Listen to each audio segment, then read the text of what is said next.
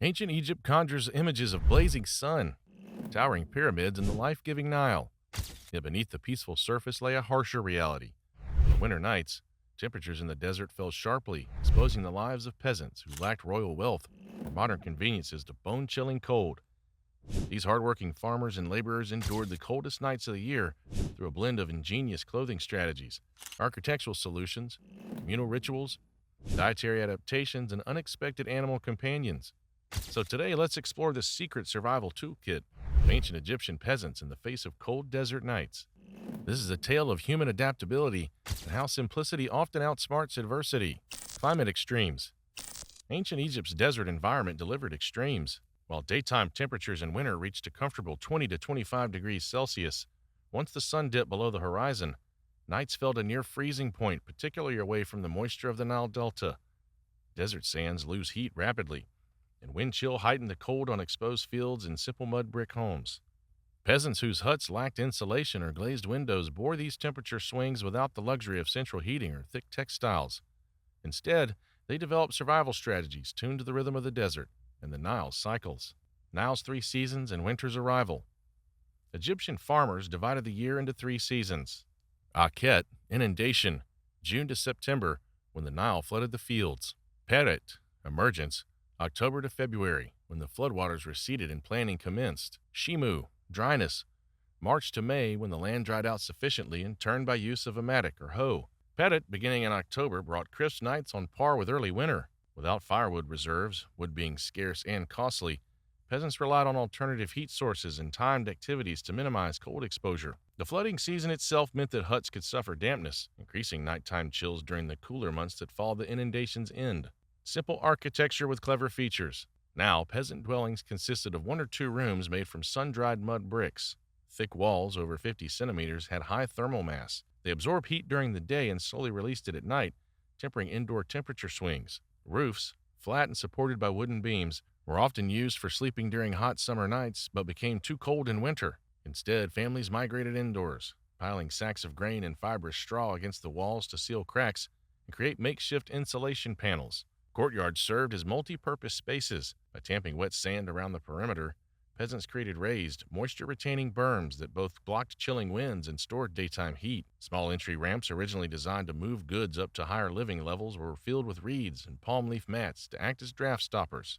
Some low-income families even lined walls with temporary reed mats at night, providing an extra layer of air-trapped insulation. Linen layering.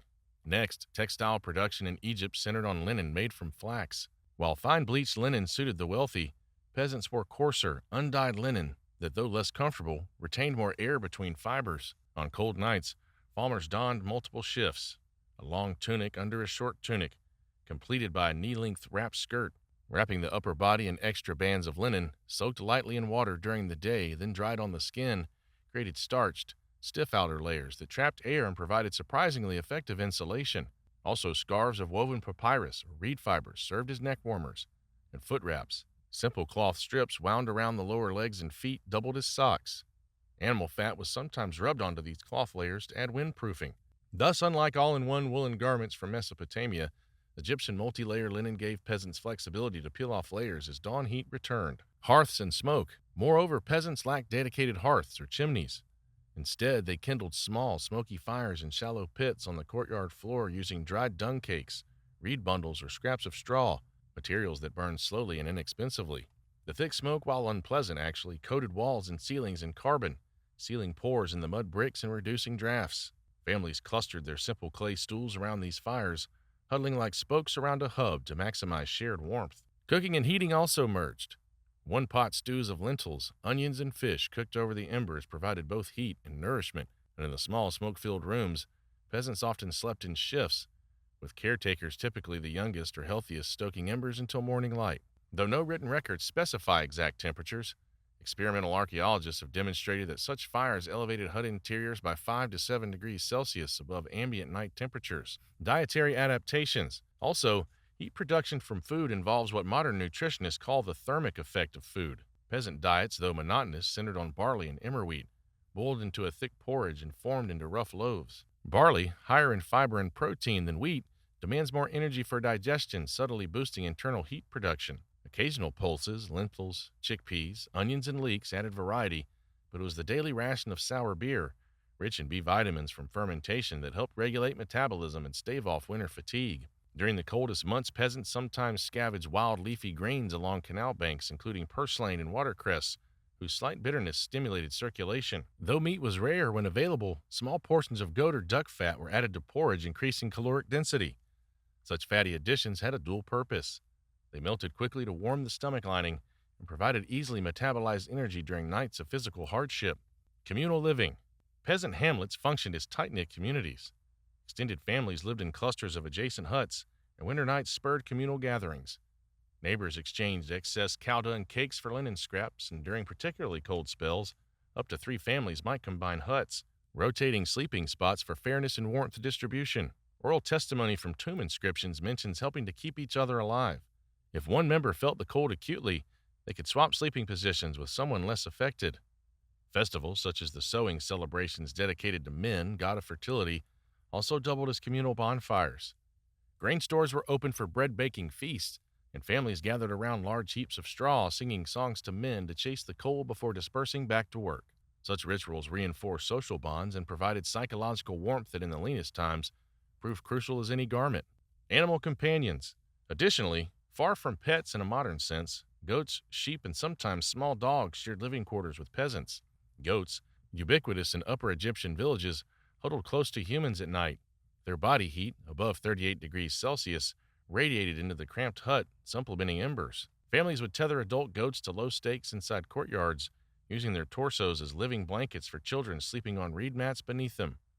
Archaeological analysis shows elevated levels of animal hair in domestic dwellings, dated to winter layering, suggesting intentional indoor stabling during cold months. Cats, revered throughout Egypt, also played a pragmatic role. Their talus bones found in domestic contexts alongside woven mats indicate they slept by hearths and bedding, attracting rodents but also providing companionship and surplus warmth for caretakers who otherwise lacked anything more than thin linens. Adaptive technologies. Clearly, peasants innovated with materials at hand, like puddle clay mixed with animal dung created a denser plaster for flooring, which retained heat longer than bare earth. Simple low benches crafted from date palm trunk sections were positioned close to hearths as perches for nighttime socializing, maximizing exposure to rising tendrils of warmth. Reed blinds, stored rolled up in summer, were unfurled inside huts to trap convection currents near sleeping mats. Similarly, small clay oil lamps with wicks made from flax fibers, burnt sesame, or castor oil, yielding steadier heat and less smoke than dung fires.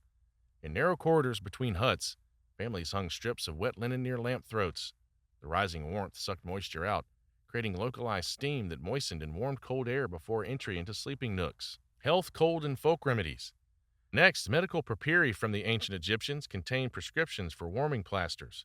These were typically pastes of heated animal fat infused with cinnamon or other imported spices, applied externally to the chest at night. Though cinnamon was a luxury, locally available substitutes like coriander seeds and samphire were crushed, heated in oil, and rubbed in slow circles to generate warmth and improve circulation. Herbal infusions of fennel and thyme were consumed before bedtime, acting as mild stimulants and diaphoretics that raised core temperature through slight perspiration. Midwives documented techniques for protecting newborns from cold, wrapping infants in swaddling bands treated with natron, a local salt, to wick away moisture and retain warmth, an early form of thermal underwear that underscores peasant resourcefulness. Seasonal migrations. And in Upper Egypt's more remote oases, where temperature extremes were even greater, some families engaged in short-term migrations. During December to February, minor canals closer to the main Nile trunk provided gentler microclimates, so peasants temporarily shifted camps, subdividing planting crews into 2 groups, one to reside in the interior fields and another to maintain home villages. Such mobility reduced exposure to colder nights in outlying fields and ensured that at least a fraction of grain stores remained under warmer conditions near populous centers. Gender roles in nighttime survival. Moreover, though both men and women endured the cold, roles diverged. Men, often returning from late chores by torchlight, brought embers indoors. On the other hand, women managed a layering of linen garments, stoked fires and cooking and heating pits, and applied warming plasters to children and the elderly. These gendered tasks reinforced the home as the front line of cold defense. The elderly. Elder peasants faced heightened risk, thus they avoided field work. Those elderly laborers exempted from heavy field work were nonetheless responsible for nighttime watches, and their homes, often the farthest from community ovens, saw improvised solutions such as bundling animal skins as blankets. Those skins were more a rare delicacy than common insulation. Local temples sometimes distributed narrow palm fiber blankets to vulnerable households, a gesture blending charity with religious duty, resilience in the face of hardship. Above all, surviving Egypt's coldest nights required resilience, physical, psychological, and social. Peasants balanced routine and ritual, labor and celebration, thrift and innovation. In so doing, they survived, not merely endured the harsh desert winters, weaving cultural, communal, and practical threads into a tapestry of survival. Comparative glimpse. So while pharaohs slept under multi-ton stone bedrooms with thick stone walls and heated by sacrificial pyre coals shipped from Nubia, peasants relied on every scrap of community resources like linen rags, goat fur, and dung cakes to stay alive. Nobles enjoyed imported cedarwood chests stocked with glass oil lamps, while peasants improvised clay vessels. Yet the fundamentals, layering, food-based heat, communal fires, were shared across classes, underscoring that survival tactics transcended social boundaries even in a rigid hierarchy. Comparisons with modern systems. Moreover, ancient Egyptian peasants used simple, smart ways to stay warm that were surprisingly eco-friendly. They relied on local materials like flax for clothing, dried dung for fuel, and reeds for insulation. Their homes, built with thick mud walls, soaked up warmth during the day and slowly released it at night, kind of like ancient thermal batteries. Instead of heating large spaces, families gathered around small fires, shared resources, and worked together to survive the cold. These low-tech but clever tactics mirror modern sustainable design, passive solar heating, natural insulation, and community-based living. It's amazing how much ancient practices can teach us about building greener, smarter homes today, without needing fancy tech or huge budgets.